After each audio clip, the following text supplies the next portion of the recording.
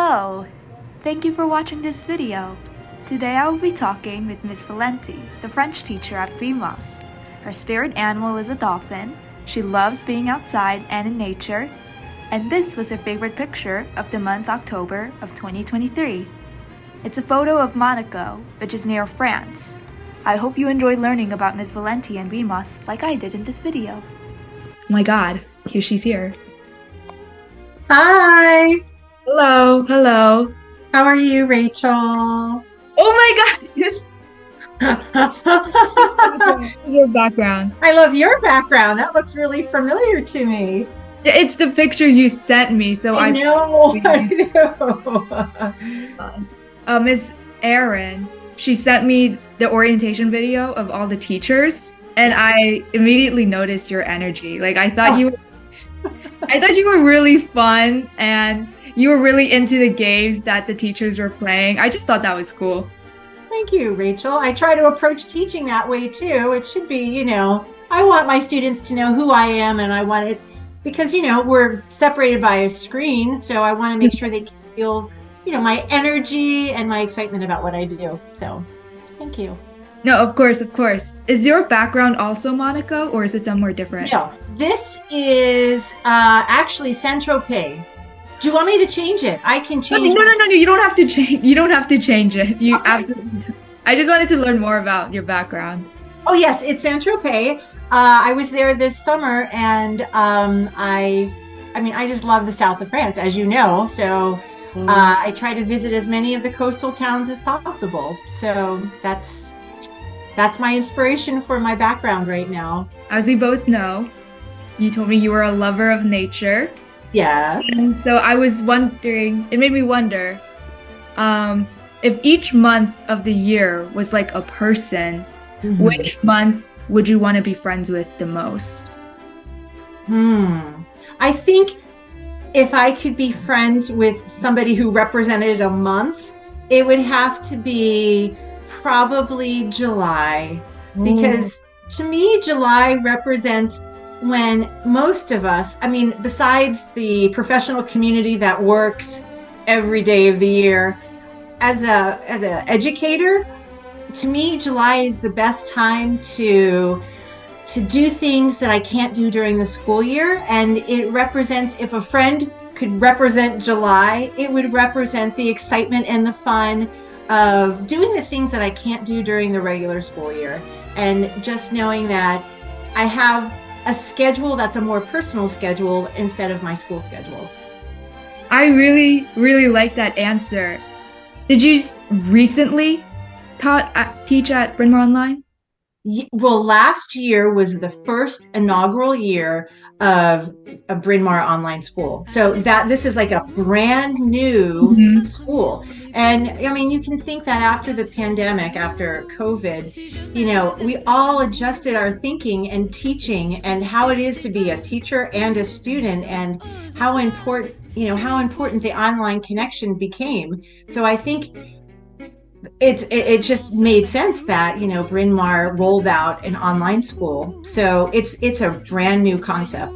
Oh, because I was also going to ask, is this your first time being an online school teacher since you've taught at public school for the past 28 years? Right. So the only time when I was teaching online is when, pretty much the whole United States, the state of Maryland, of course, included, went to, students can't go into the school building anymore to learn. And then we all transitioned to, online teaching. So that was the only time where I had to teach online. So I'm going to say collectively, out of all of my years of teaching, I probably had like 10 months of online teaching before I took my job at Bryn Mawr Online School. So yes, I did have experience, but that's because we were all forced into doing that. Oh, so yeah. We had no choice. I'm sure you were a Bryn Mawr student when that transition happened as well. Yeah, that's why I'm like so curious about this Bryn Mawr Online School thing, because when I was a student during the COVID pandemic, I also had to take classes on Zoom, and I don't really look back on it fondly. So I'm just wondering how Bryn Mawr students on the online school, how they're like able to do it. Like, what is Bryn Mawr Online School doing differently than what they did from like Zoom? I mean, the COVID pandemic. Rachel, I totally agree with you. I think that there were some students that taking the teaching and learning that you traditionally think happening in a classroom and then presenting it in an online format, for a lot of students that just it didn't work. It wasn't like their normal classroom experience, because you're missing all the friendships you like. I love teaching in the classroom. You get to really feel that, like, that community in the classroom. However, if I think, and I really think Bryn Mawr Online School has chosen teachers who can take that same enthusiasm from, teaching in the classroom and bringing it through, a screen to the students, so they feel like, yeah, okay, I might be at my home, but I feel like I'm part of this classroom community. And I think that's really how Bryn Mawr Online School is doing such a great job, because the students feel like this is like their home. This is their second family. And it works for them, because so many of them have outside interests and other hobbies. And this works really well with their schedules. And so far, I think it's just been an amazing first year, and now in our second year.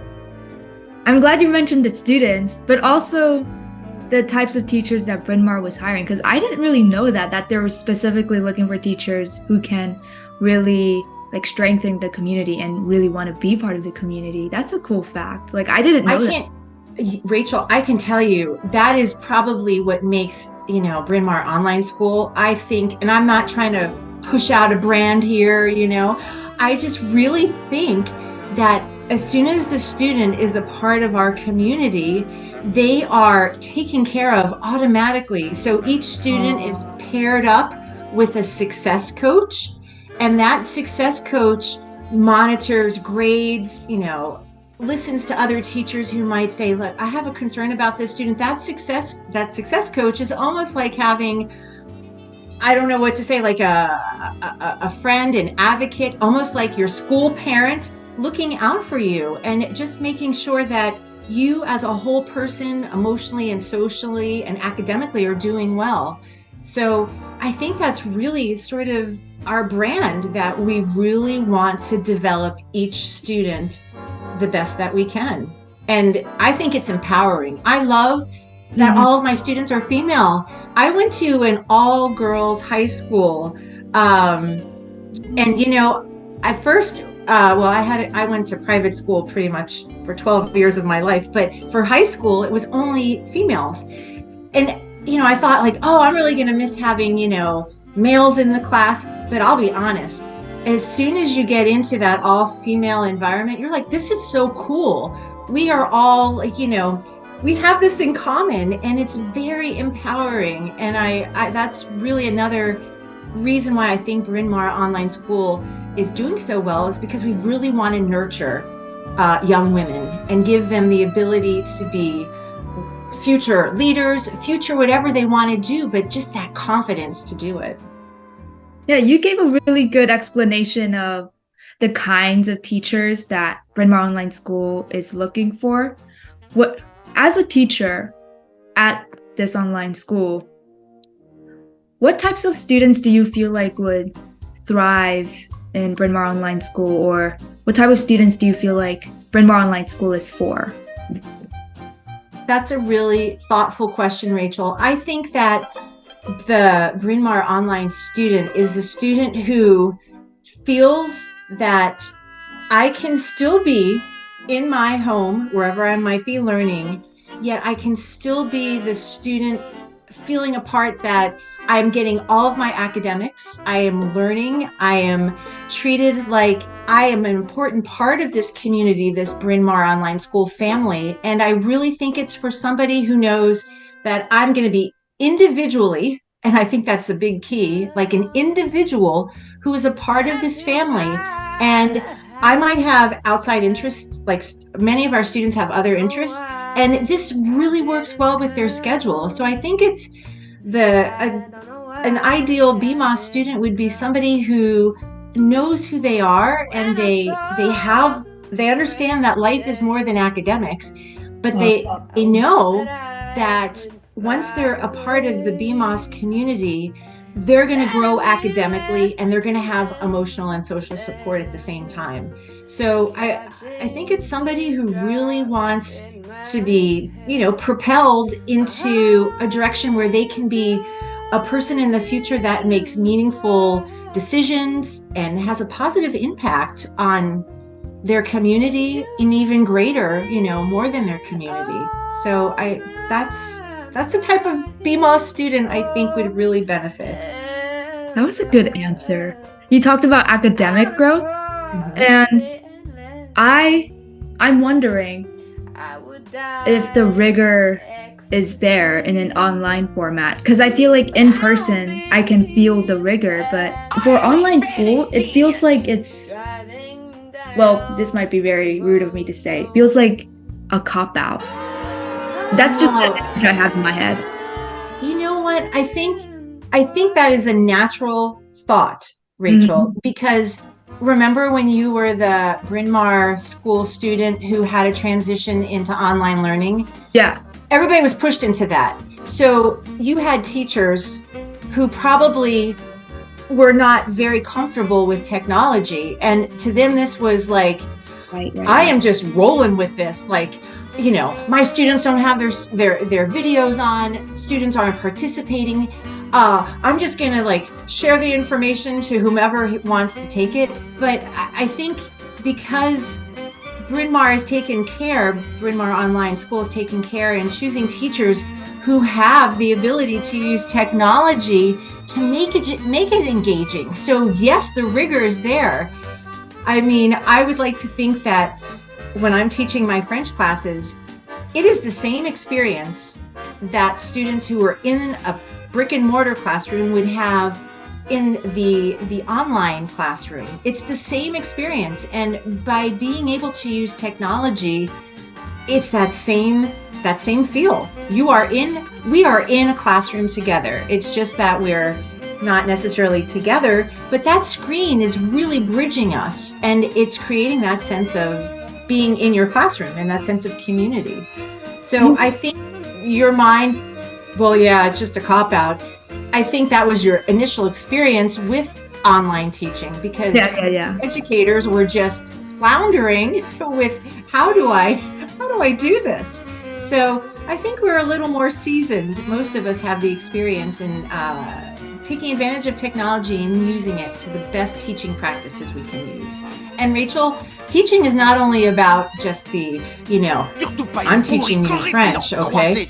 It's about creating, I want you to know that you're my student and you're an important part of my class. I want to know who you are, and I want you to feel like you are important. And that relationship building is really, I think, essential to learning.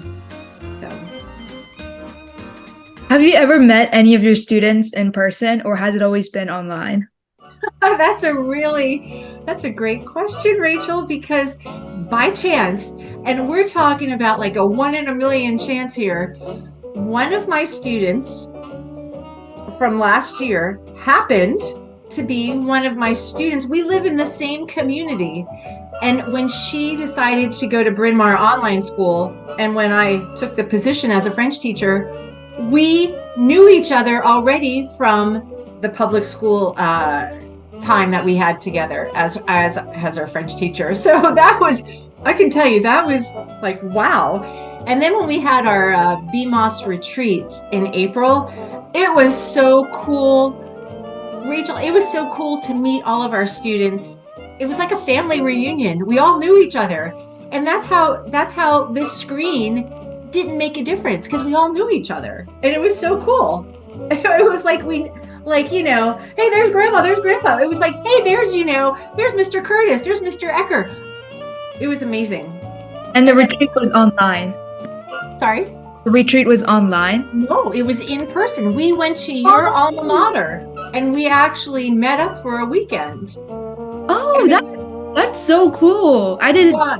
It was absolutely cool. It was probably one of the highlights that everybody talked about, students and faculty, how meaningful that retreat was. And it was like we all knew each other because we'd spent already so many months with our online environment that when we met, it was like, hey, it's good to see you. Like we already knew each other so well. It's very cool. Hold on. For the retreat, like everyone met in person? Yes. Okay. So Rachel, faculty, students, and their parents. So everybody met in I think it was like the last week in April of this past year, 2023. And we spent Thursday, Friday, Saturday, and Sunday. So it was at Bryn Mawr in Baltimore, and it was great. Most parents went back to their, hometowns or stayed locally, but the weekend was just for faculty and students to hang out together and do really a lot of fun activities. We had one night, we did a painting. It was a video, but we each got a canvas and we got all our paintbrushes and we got paint, and we all sat together in one of the art rooms on your campus at Bryn Mawr, and we watched the video and we all painted the same scene. And it was amazing how different all of our paintings turned out. And it was so cool. Like we were all together painting and chilling out to great music. We were eating pizza. You can't do this, Rachel. You can't do this like in a regular school. You cannot have that bonding. And that's what really, I think, makes BMOS so incredible. That painting activity sounds really cool. That's something I would want to do, actually. And I don't paint. I am like zero artistic skills. So when I came home with my painting, I was like, woo, look what I did. And it was so amazing, Rachel. And that was just one of many things that we did. So. Oh, right. When you interview the other teachers, I'm sure if they were teachers who taught last year, like Signora Booz, she will definitely tell you how she thought the retreat was amazing last year. Oh, did you know that like I was also her student in freshman year? No, I didn't know that. So I know exactly the type of person she is. Like she has so much enthusiasm, and she is an amazing person. I agree. Yeah, I could say that too. She is so kind and genuine and sweet and like so caring about others. You were very lucky to have her as a teacher. No, every student that I know that was in her class also feel the same way. Like they reminisce really fondly because she was also our COVID teacher, because COVID pandemic started to happen in my freshman year. So then she was still our teacher, and everyone really like appreciated her Zooms. So it's really nice that she's also the Bryn Mawr Online School teacher then, because she did well. She brought that enthusiasm. I think that's a whole part of the selection process, Rachel, that they really try to pull together teachers who could bring in students, but do that through online teaching. So yeah, that's so cool that you've had firsthand experience with that. I was also wondering about, because, hold on, you taught at public schools for more than 28 years. Yes. Time-ish with Bryn Mawr Online School. And I wanted to ask if online school works just as well or better than public school, I would say. Well, I can tell you, Rachel, the one thing that I immediately noticed is, and I really think it's important as an educator, having smaller classes.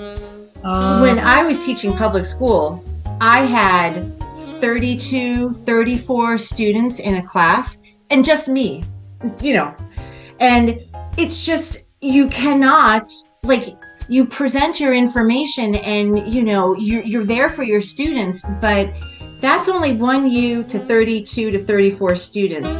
And here in Bryn Mawr Online, it's a much smaller class size. So the largest class right now this year is 10 students for one teacher.